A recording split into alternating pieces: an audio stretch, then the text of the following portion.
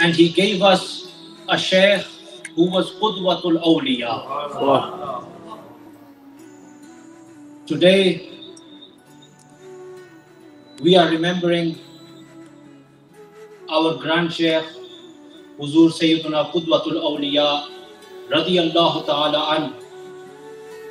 And it is a blessing for all of us that we are remembering it in the presence of our Shaykh, who did not spend just a few moments, who spent his life at the service of Hazoor Qudwatul Awliya rahimahullah ta'ala.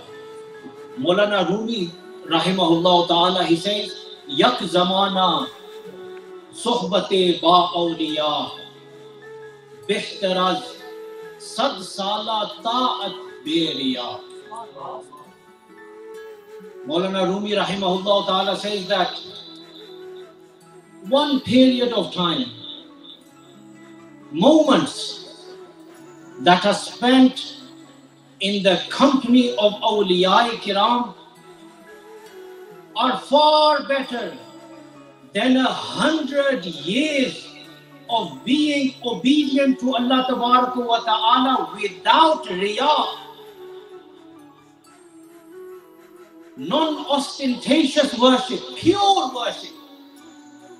100 years of that, far better than this, is spending a few moments in the company of awliya kiram. We are fortunate that our Shaykh spent his whole life in the company of the Ghous of his time. When we sit in the company of Qibla Pir Sahib, and Qibla Pir Sahib mentions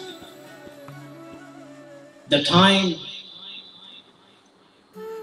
when he spent in the company of Hazoor Qudwatul Awliya rahimahullah ta'ala, and the stories we listen, and that state of istighna of Hazoor Qudwatul Awliya. Istighna means when your sufficiency is only in Allah Tabaraka wa Ta'ala.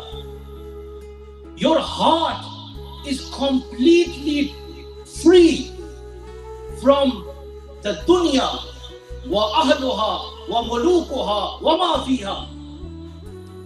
All the kings of this dunya, everything in this dunya, the people, your heart is free from those. Your heart, the sufficiency is only in Allah Tabaraka wa Ta'ala.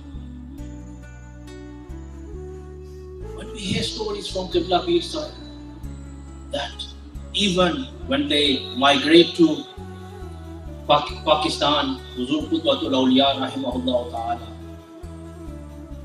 not only the ulama and the mashayikh and the awliya of that time are traveling to meet and to be in the presence of Hazoor Qudwatul Awliya rahimahullah ta'ala, the leaders of the dunya, the president of Pakistan, General Ziaul, he is also coming at their time. You see, this is why Rasulullah sallallahu alayhi wa sallam said, Ni'mal Amir bi Babil Faqir wa Bi'sal Faqir bi Babil Amir. That how excellent is that leader in the dunya, that king who is found at the doorstep of a faqir of Allah Tabaraka. And how bad is that faqir who is found at the doorstep of the king. Hazoor Qudwatul Awliya rahimahullah ta'ala, he was from a chain, a direct chain that goes back to Hazoor Ghous-e-Azam radiyallahu ta'ala. And from Hazoor Ghous-e-Azam radiyallahu ta'ala, this direct, this bloodline, this chain, the direct predecessors of our Grand Shaykh Hazoor Qudwatul Awliya rahimahullah ta'ala, from Hazoor Ghous-e-Azam, they all possessed this state of peak of istighna, where their hearts have no love for the dunya. their hearts are filled in the love of Allah Ta'ala and the Holy Prophet ﷺ. And it's important for us to understand these great personalities in our history.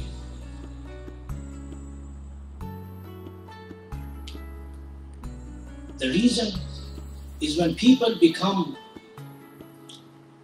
neglectful and blind of their history and blind of the great personalities of their history, then that's when they are cut off from the affairs of those great awliya. When you forget. And it's times like this, Gyani Sharif, this Urs that we are remembering Huzoor Qudwatul Awliya Rahimahullah Ta'ala, is to remind us of these great personalities. Huzoor Qudwatul Awliya Rahimahullah Ta'ala himself in his life was aware of these concepts. He himself paid a lot of attention, made great efforts to publish this book that's in my hand now, which unfortunately is not widely available, out of print. It's only in the Arabic language. But what's this book about? The title is Al-Mukhtasar fi Tariq Shaykh al-Islam Sayyidina Abdul-Qadir Gilani wa Allaudin. History of Huzoor Ghous-e-Azam radiyallahu ta'ala and the descendants of Huzoor Ghous-e-Azam radiyallahu ta'ala up until Huzoor Qudwatul Awliya Rahimahullah Ta'ala's father and grandfather. He made effort, academic work. It was written by an expert in the history, in the Gilani history, the descendants. Great scholar Ibrahim ad-Durubi. Even though this great piece of work of history of the Gilani family, you can't go to a bookshop and buy. This copy that I'm holding in my hand is the personal copy of Qibla Pir Sahib. Out of print, you can't go to a bookshop and buy it, but let me tell you the value of this. 18 leading research centers and universities in the United Kingdom and in the USA all have this in their research center. And in this country, the British Library in London and the Library of Oxford University, they keep this book in their research centers. And 18 others in leading universities and research centers, they keep a copy of this book. They understand the academic and historic value of this work.